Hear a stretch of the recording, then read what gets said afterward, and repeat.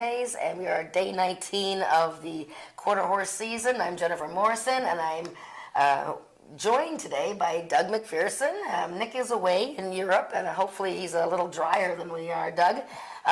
Thanks for coming out and helping me out with the show today, and then you'll be helping out, as you have been, doing the charting of the results charts for Ajax Downs. Now that we switched to Mondays, you're freed up from your duties at Woodbine, so thanks for being here. Oh, you're very welcome. Yeah, it's good to have a day off from my duties out at Woodbine. Well, and you don't miss a thing in the quarter horse racing, that's for sure. You've been following it longer than I have, and you had that lovely winner last week that you have been talking about every day. So. Yeah, okay, don't exaggerate. I'm very humble. Yes, you are. Yes, you are. No, but it's very good. So I'm very excited that we're going to try and hand out some winners today. I do like picking the occasional long shot, but I find that I get most of my winners horses in the 2-3 to 1 range. So, it's going to be a little tricky today. We have a pretty strong wind, and we have a sloppy track. Do you find that a sloppy track means a lot to quarter horse racing because the race is really short? I mean, are there horses that like the slop and don't like it, and can you notice in a quarter horse race? There's absolutely horses that like the slop and don't like the slop. There's no arguing that. The issue with quarter horse racing is that, especially here where we run limited days, you have such a small sample size of wet track days where a horse runs bad in the slop, but did it run bad because of the slop or because of any other factors? So it's very tough to make strong judgments one way or the other.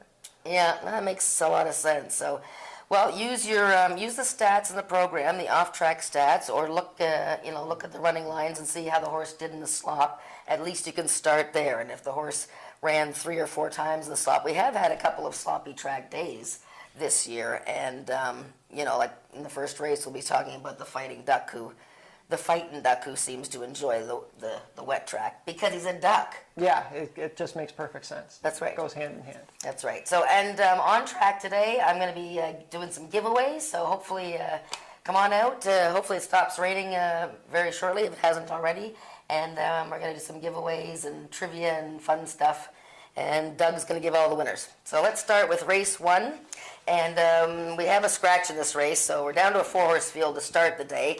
But that's okay because the races get harder and bigger fields later on. So we'll start with a smaller field, and this is a race for $10,000 claimers for non-winners of 2.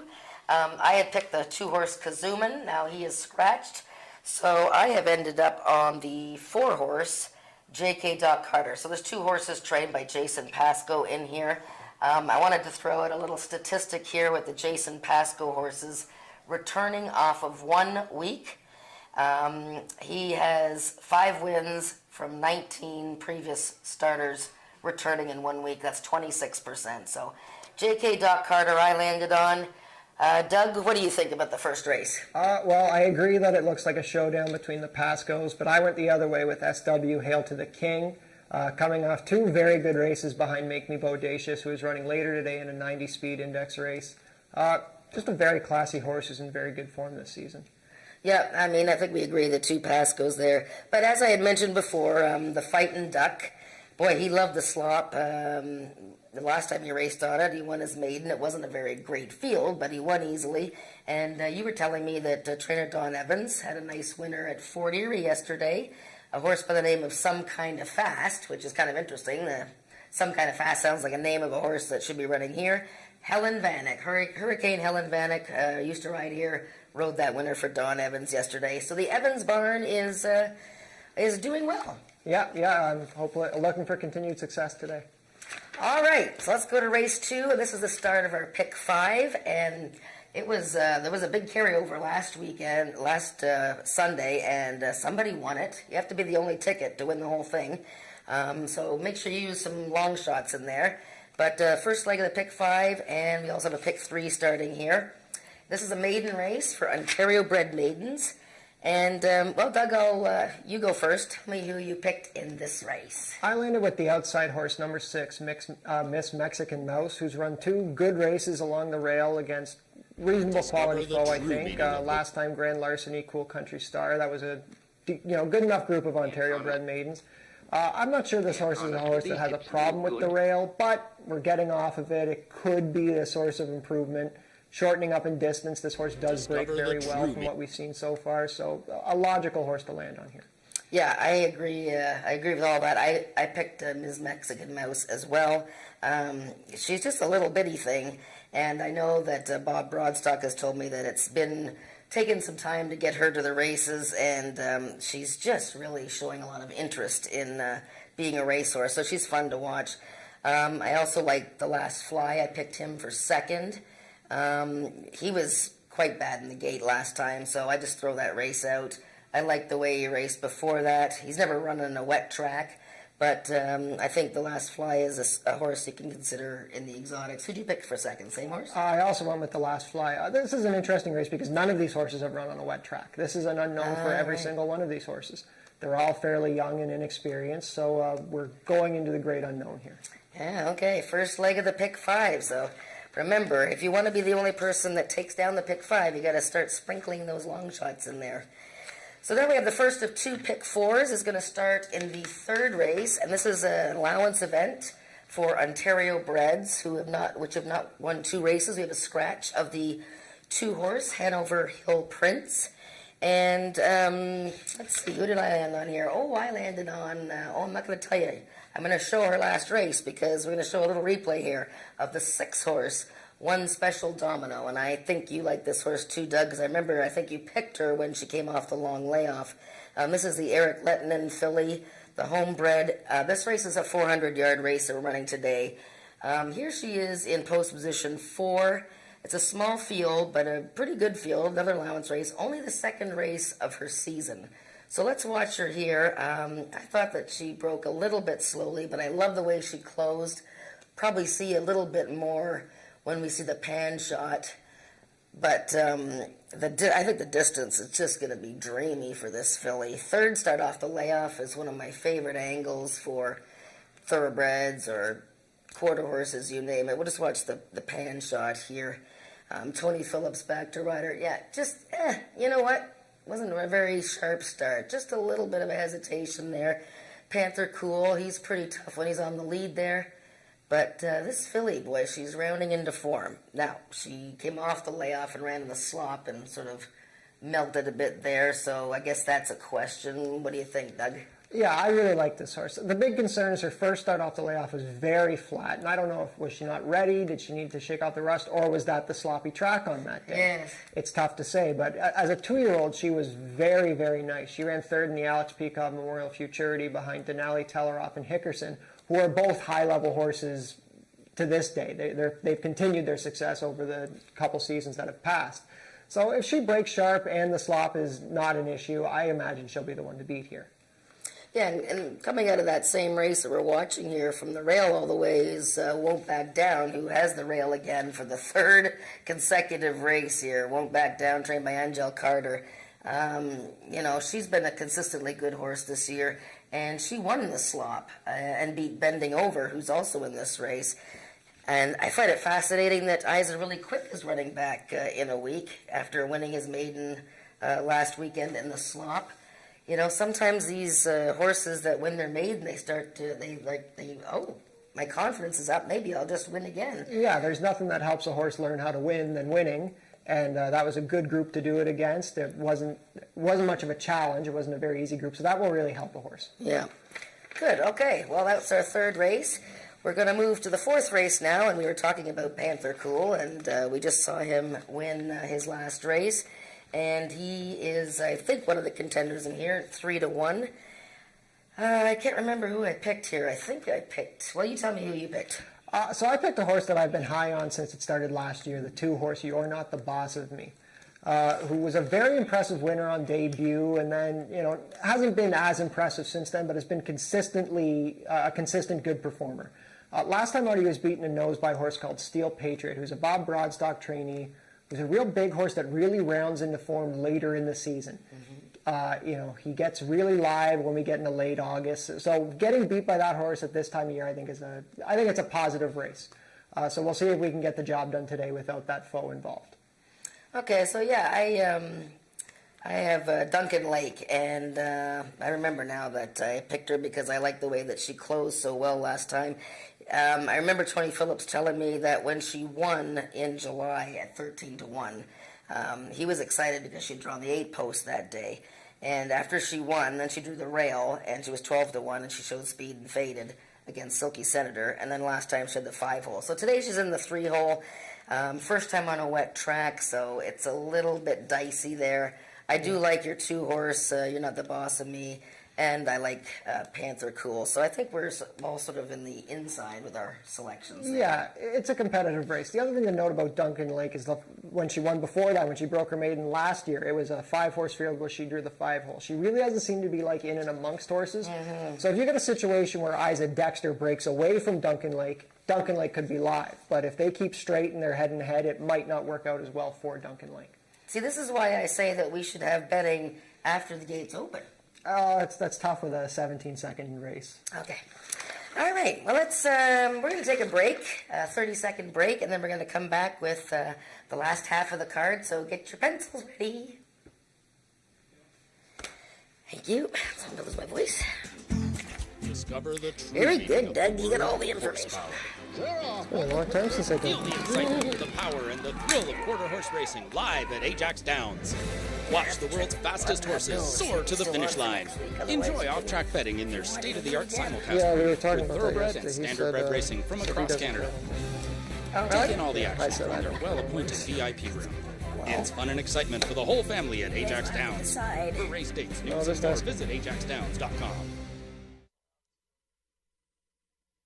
Hey, we're back. Race 5, an allowance race, and this is 250 yards now. Remember, pay attention to the distances. Now is the time of season where we have 400-yard races, 250, 330, and they do make a difference, don't they, Doug?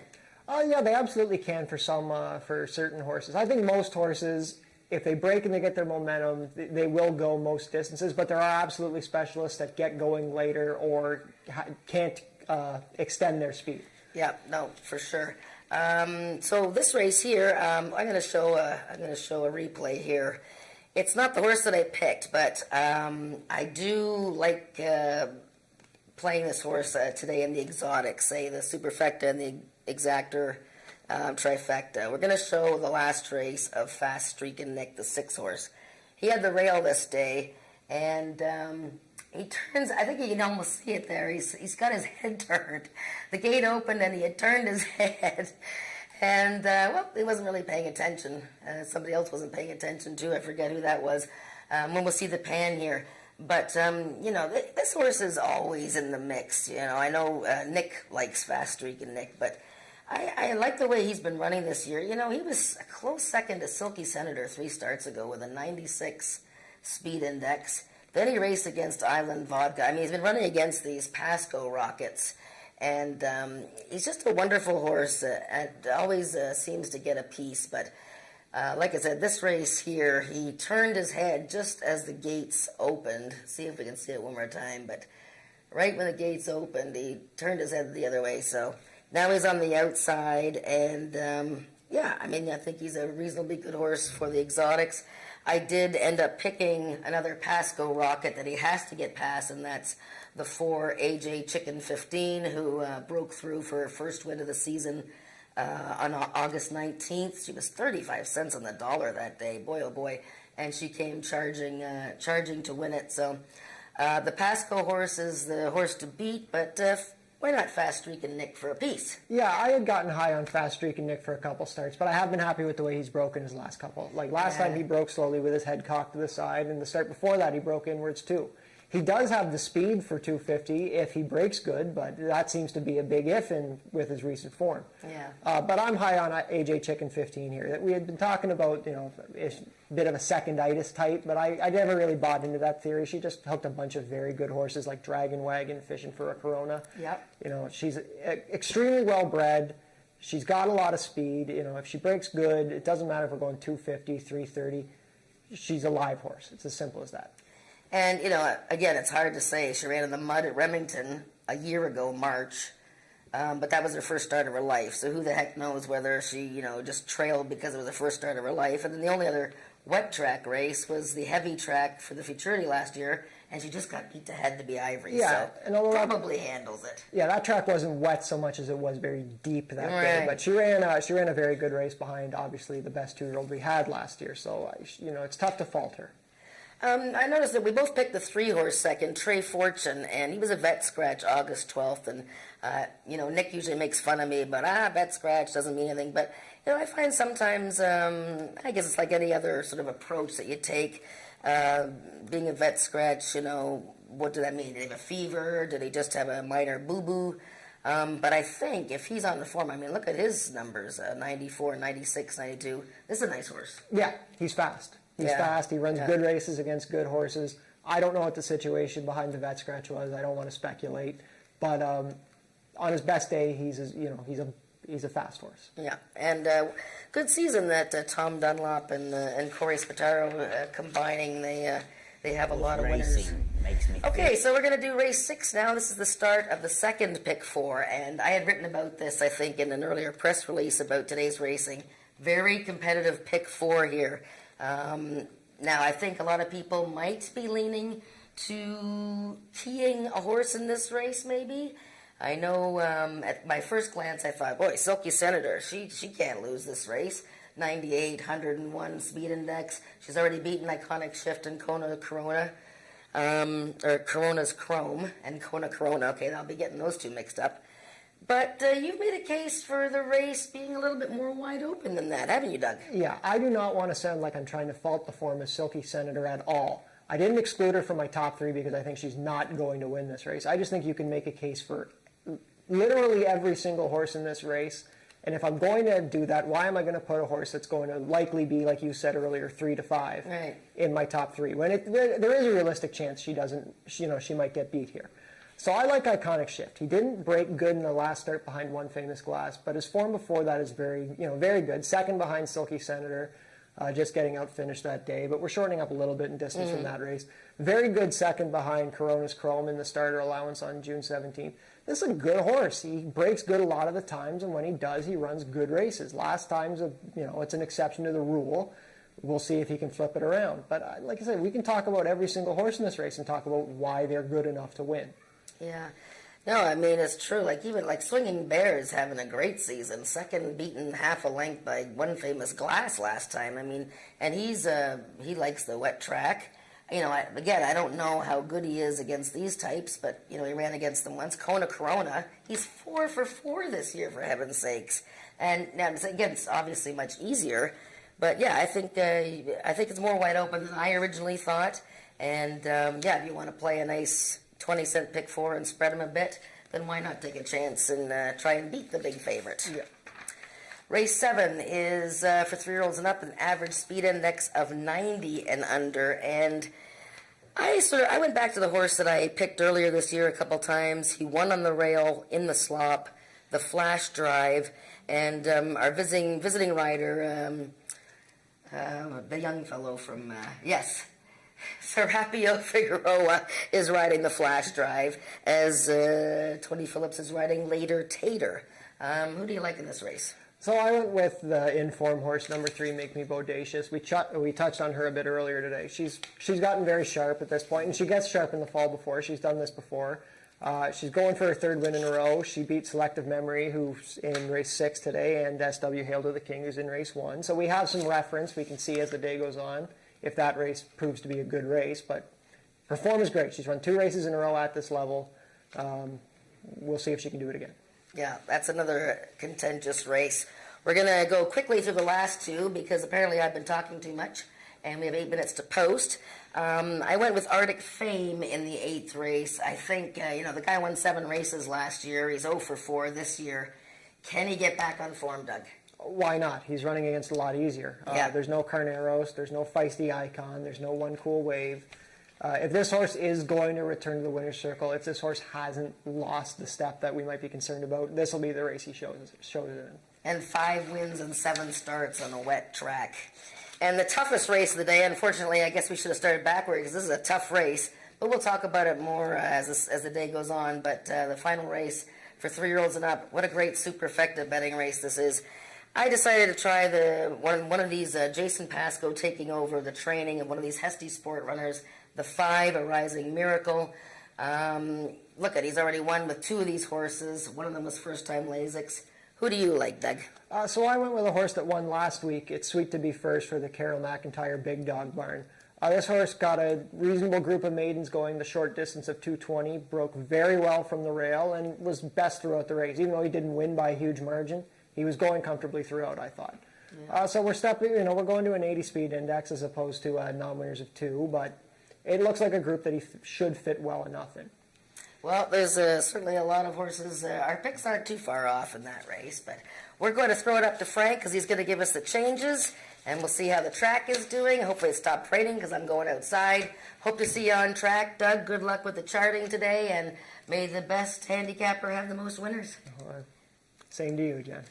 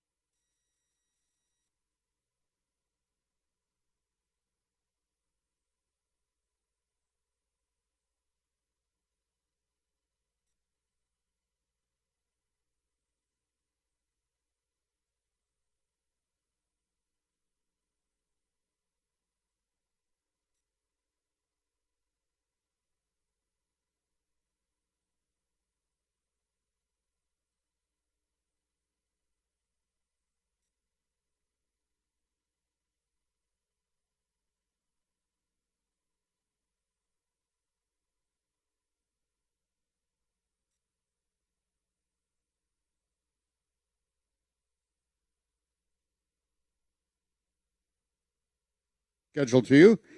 And if you want to go to race number 1, I will give you all of the changes and or corrections on this afternoon's live card of racing. In race number 1, in the mutuals, there will be no tri-actor wagering. No tri-actor wagering offering on the first race this afternoon due to a vet scratch. Scratch the number 2 horse, Kazuman. Number 2 is a vet scratch and will not go post.